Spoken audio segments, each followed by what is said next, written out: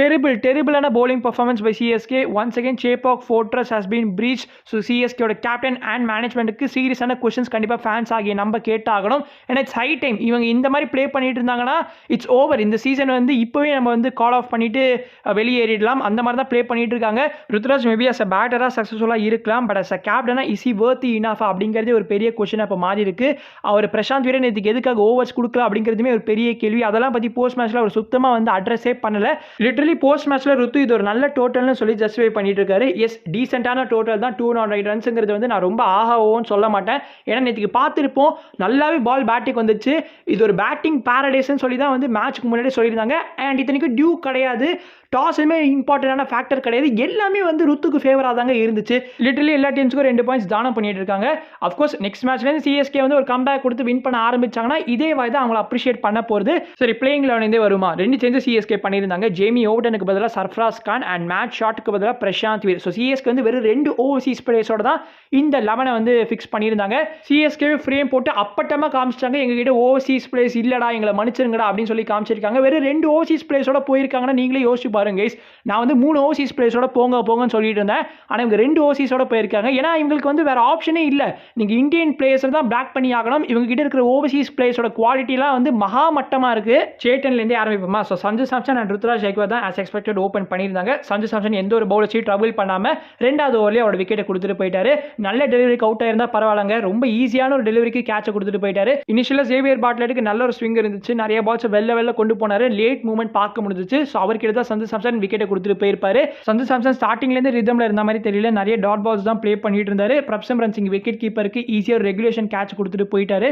So Sanju Samson மேலே அதிக hopes நம்ம சிஎஸ்கே ஃபேன்ஸ்லாம் வச்சிருந்தாங்க.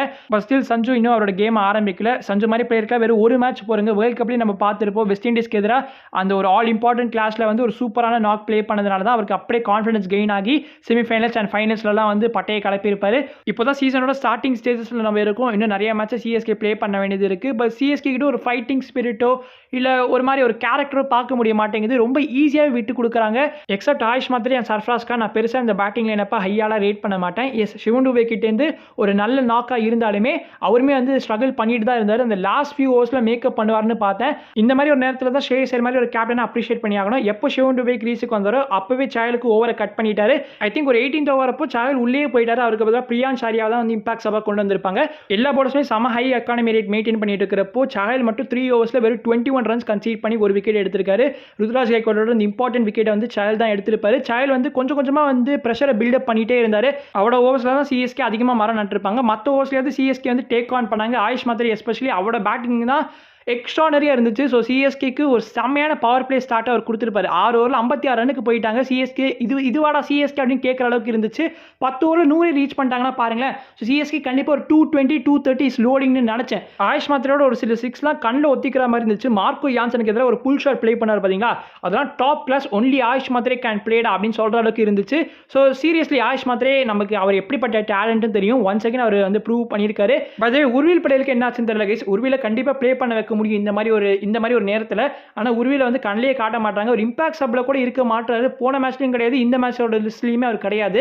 ஸோ என்ன நடக்குதுன்னு தெரியல. மேபி அவர் இன்ஜுரியில் இருக்காரா, அதெல்லாம் நம்ம வெயிட் பண்ணி தான் பார்க்கணும். ஆயுஷ் மாதிரி சூப்பராக ஒரு 73 ரன் ஸ்கோர் பண்ணியிருந்தார். அவர் தான் சிஎஸ்கேட ஸ்டார் பேட்டரா இன்னைக்கு இருந்தார். அவர் கொடுத்த அந்த மொமெண்டம் அப்படியே கேரி ஆன் பண்ணியிருந்தாலே சிஎஸ்கே கண்டிப்பாக 220 ஸ்கோர் பண்ணியிருக்க முடியும். நம்மளோட 2 14 crore பைஸ் கிட்ட இருந்தே நாட் சோ குட் பர்ஃபார்மன்சஸ் தான் கார்த்திக் சர்மா அண்ட் பிரசாந்த் வீர். கார்த்திக் சர்மா ஒரு ரனுக்கு ஆட்டம் இழந்திருப்பார். Then Prashant Veer nets and even practice மேட்ச்லாம் கூட நல்லா ப்ளே பண்ணிட்டு இருந்த மாதிரி தான் தெரிஞ்சிச்சு. பட் இங்கே he couldn't convert it. So 7 runs தான் ஸ்கோர் பண்ண முடிஞ்சிச்சு. அவரால் நிறைய இனோவேட் பண்ணி ப்ளே பண்ண பார்த்தாரு. ஜஸ்ட் நார்மலாக கிரவுண்டோட ப்ளே பண்ணியிருந்தாலே கண்டிப்பாக அவரோட பேட்லேருந்து ரன்ஸ் பார்த்துருக்க முடியும்.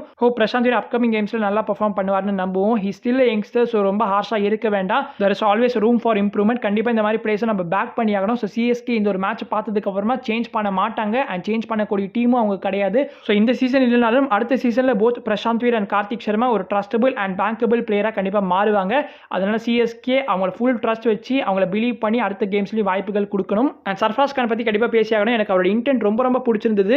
ஸோ ஆரம்பத்திலேருந்து இந்த பால் வேஸ்ட் பண்ணாமல் ப்ளே பண்ணாரு. நிறைய சீக்கி பவுண்டரிஸ் அண்ட் தொடர்ந்து ஹேட்ரிக் ஆஃப் பவுண்டரிஸ் தான் ஸ்கோர் பண்ணியிருந்தாரு. பிரவ்ஸ் இல்லாத அந்த குறைய சர்ஃப்ராஸ் கான் கண்டிப்பாக வந்து இப்போ சால்வ் பண்ணியிருக்காருன்னு சொல்லுவேன். பிரவ்ஸ் அஃப்கோர்ஸ் நெக்ஸ்ட் மேட்ச்சுக்கு வருவார்னு தான் நினைக்கிறேன். பிரவ்ஸ் பற்றி ஏதாவது அப்டேட் வந்தால் கண்டிப்பாக நான் நெக்ஸ்ட் வீடியோவில் ஷேர் பண்ணுறேன். தென் டூபி இனிஷியலாக ஸ்ட்ரகிள் பண்ணிட்டு இருந்தார். 14 பால்ஸில் 14 ரன்ஸ்ன்ற மாதிரி இருந்தார். ரந்த பால் இன்னிங்ஸ் தான் ப்ளே பண்ணிட்டு இருந்தார். அதுக்கப்புறமா வந்து கரெக்டாக ஃபினிஷ் பண்ணி 45 ரன்ஸ் ஸ்கோர் பண்ணியிருப்பாரு இன் ஜஸ்ட் 27 பால்ஸ். நான் டூபேவை ரொம்ப கிரிட்டிசைஸ் பண்ண மாட்டேன். எஸ் கேமுக்கு என்ன தேவையோ அதுதான் பண்ணியிருக்காரு அண்ட் நல்ல ஒரு ஃபினிஷ் கொடுத்துருக்காரு. பட் சஞ்சு சாம்சன் அண்ட் ருத்ராஜ் கேக்வாட் இவங்க 2 பேர் தான் மெயின் கல்பிரிட்ஸ். இவங்களால தான் வந்து ஸ்கோர் 220 இல்லை 230 போகாமல் இருந்ததுக்கு ரீசன். ஒன் பேட் மெகா ஆக்ஷனால சிஎஸ்கேட ஒட்டுமொத்த சைக்கிளுமே அஃபெக்ட் ஆகுது. சிஎஸ்கே இந்த ஆக்ஷன்லையுமே அவங்களுக்கு வந்து அதை ரெக்டிஃபை பண்ணுறதுக்கு ஒரு சான்ஸ் கிடச்சிச்சு. பட் இந்த ஆக்ஷன்லையுமே ஃபெயில் ஆகியிருக்காங்க. ராகுல் சேரை 5.2 crores இந்த ஆக்ஷனில் பிக் பண்ணியிருந்தாங்க. ராகுல் சேருக்கு பதிலாக நீங்கள் ரவி பிஷ்ணாய் கூட வந்து ரொம்ப ஹார்டாக போயிருந்தீங்க இல்லையா? ஸோ அவரை கூட ஃபுல்லாக போயிட்டு நீங்கள் எடுத்துருக்கலாம். பட் அவரை விட்டீங்க. ஸோ அவருக்கு பதிலாக தான் ராகுல் சேருக்கு போய் எடுத்திருந்தீங்க. அண்ட் அவரோட பவுலிங் பர்ஃபார்மன்ஸ் நீங்கள் பார்த்ததுக்கு அப்புறமா நிறைய பேர் வாழ்க்கையை வெறுத்திருப்பீங்க. 4 ஓவரில் 46 ரன் மனசாட்சி இல்லாமல் கன்சீட் பண்ணியிருக்காரு. எனக்கு என்ன புரியலனா உங்ககிட்ட one of the best left arm spinners இந்த வேர்ல்டு இருக்காரு. ஈவன் ஜடேஜாவோட ரீப்ளேஸ்மெண்ட்டாக வந்து அகில் ஹுசேன் தான் நெக்ஸ்ட் இருக்க போகிறார் அப்படின்னு சொல்லியுமே வந்து பீடாக்லாம் வந்து இந்த ஆக்ஷன் நடக்கிறதுக்கு முன்னாடி பேசிட்டு இருந்தாரு. ஸோ அகில் ஹுசேன் அந்த லெவலுக்கு வந்து ஒரு குவாலிட்டியான ஸ்பின்னர். பவர் பிளேல பவுல் பண்ண முடியும், விக்கெட்ஸ் கண்டிப்பாக எடுப்பார் அண்ட் எக்கானமிக்கலான ஸ்பின்னர். ஸோ கண்டிப்பாக அகில் ஹுசேன் தான் பெஸ்ட் சாய்ஸாக இருந்திருப்பாரு. அவர் 100 சேர்ந்தாங்கன்னா கண்டிப்பாக இன் டேண்டம் அவங்க 2 பேரும் சூப்பராக ஒர்க் அவுட் ஆவாங்க. பட் ஏன் சிஎஸ்கே வந்து அதை ட்ரை அவுட் பண்ண மாட்டாங்கன்னு தெரியல. அண்ட் இன்னைக்கு அதுக்கான ஆப்பர்ச்சுனிட்டி கிரியேட் ஆகிருக்கு. நீங்கள் 2 ஓவர்சீஸ் பிளேஸோட தான் வந்து 11ல் போயிருக்கீங்கன்றப்போ கண்டிப்பாக அகில் ஹுசேனை வந்து கொண்டு வந்திருக்கலாம். ராகுல் சேர் இம்பாக்ட் சப்பா கொண்டு வந்ததுக்கு காரணம் என்னன்னு நம்ம ருத்து கிட்ட போஸ்ட் மேட்ச்ல கேட்டதுக்கு அவர் என்ன சொல்லியிருக்காரு, நாங்கள் ஆல்ரெடி 3 சீமர்ஸ் வந்து 11ல் வச்சிருந்தோம், அதனால தான் வந்து ஒரு எக்ஸ்ட்ரா ஸ்பின்னரோட போயிருக்கோம்னு சொல்லியிருந்தாரு.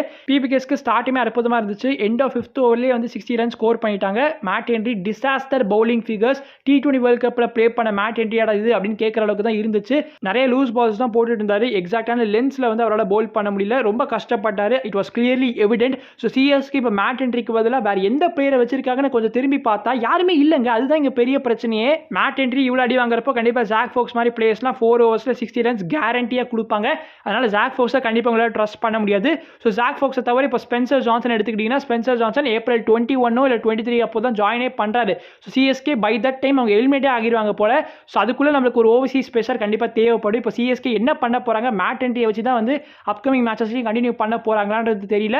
மேட் ஹென்ரி 150 கண்டிப்பாக தே ஷுட் கம் அப் குட்டுங்க. அவங்க ப்ளே பண்ணலன்னா it won't even work out. நம்ம கிட்ட பவுலிங் அட்டாக் ஆல்ரெடி வீக்காக இருக்குது. 150 அண்ட் மேட் ஹென்ரி மாதிரி பிளேயர்ஸ்லாம் கண்டிப்பாக தே ஷுட் ஸ்டெப் அப். அவங்க தான் வந்து விக்கெட் டேக்கிங் பவுலர்ஸ் ஆஃப் சிஎஸ்கேவா இருக்காங்க.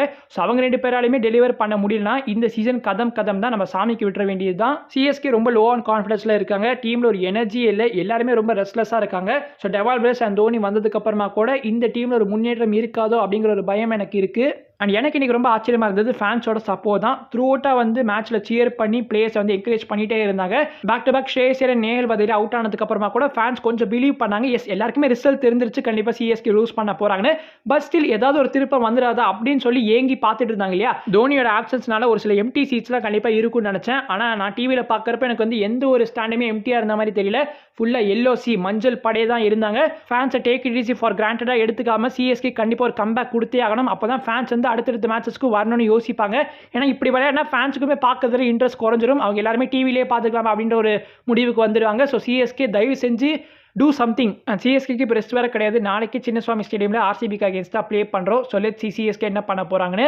அண்ட் கைஸ் பை தி வே இதுக்கு எல்லாருமே சிஎஸ்கே மேட்சை ஃபோக்கஸ் பண்ணிட்டு டெக்ஸஸ் சூப்பர் கிங்ஸை மறந்துட்டீங்க. ஸோ டெக்ஸஸ் சூப்பர் கிங்ஸ் அவங்களோட ஓவர்சீஸ் சைனிங்ஸ் அண்ட் ரிட்டன்ஷன்ஸும் அனௌன்ஸ் பண்ணியிருக்காங்க.